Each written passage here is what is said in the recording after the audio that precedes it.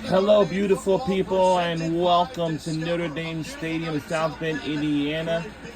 Home of the Irish will take on the Aggies. Texas A&M, a packed house at Notre Dame Stadium, filled with green, with yellow, with blue, and certainly some maroon.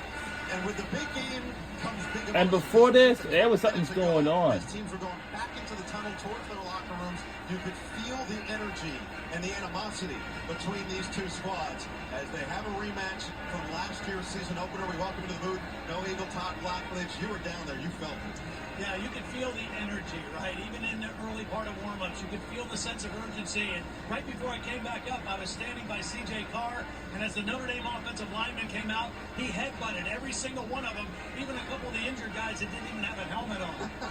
Well, that's always dangerous. Yeah. And C.J. Carr looked dangerous at times, both in a good way and sometimes in a negative. That's one of the main storylines through the bye week for Notre Dame after the Week 1 loss. Jeremiah Love not getting the football, the defense, you go down the list. But this game, and Notre Dame in particular, it's all about up front. Yeah, this is going to have to be a line of scrimmage game, and that was probably the most disappointing thing to Marcus Freeman and his staff about the Week 1 loss was at critical times in that game in Miami, they got whipped at the line of scrimmage on both offense and defense.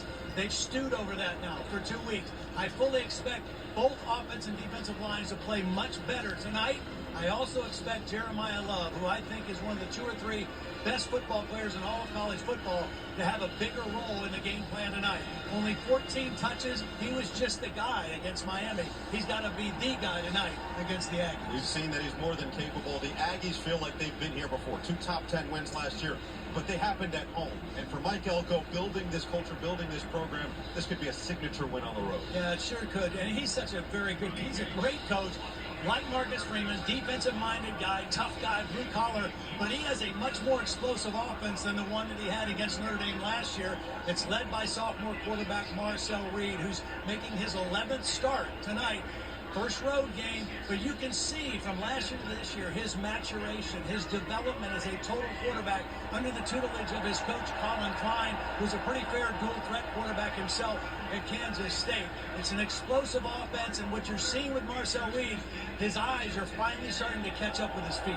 The Aggies have brought energy, and they've certainly brought some fans. For more, we go down to Jordan Cornette. Yeah, no, I talked with Coach Elko last night.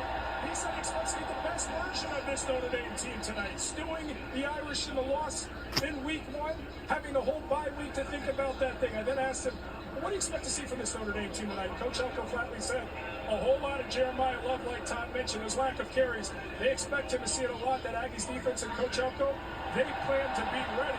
And talking with Coach Elko, the keys to the game, he said one thing, explosive plays. We must generate them offensively. We must limit them from this Irish offense. He went on to talk about his team last year. He said he liked his team a lot last year. He just couldn't close games. Fast forward to tonight, what a sublime opportunity for his Aggies, and what everybody believes will be a 4-quarter game. Can they punctuate this one? We'll find out. For now, we send it over to Catherine Tappan for the Notre Dame Tilt. Well, Jordan, in a few minutes, the 8th-ranked Fighting Irish will come running down this tunnel and into a sold-out Notre Dame Stadium for the first time this season. It's been 13 days since the players last took the field, a loss at Miami, followed by a bye in Week 2. Star running back Jeremiah Love told us about that bye. It wasn't nice. It wasn't a good time. Marcus Freeman and his coordinators, Mike Denbrock and Chris Ash, all emphasized the importance of urgency, aggression, and speed in this game. Freeman told his players, you have to play with velocity and physicality. Don't worry about being perfect. Play football, not fitball, Noah. Well, this is about as good as it gets for playing football. Number 8 versus number 16. It has already been a phenomenal day of college football, and we expect this nightcap to deliver in every way. Will it be Notre Dame getting on the board with a win, or A&M getting their revenge? Next on NBC.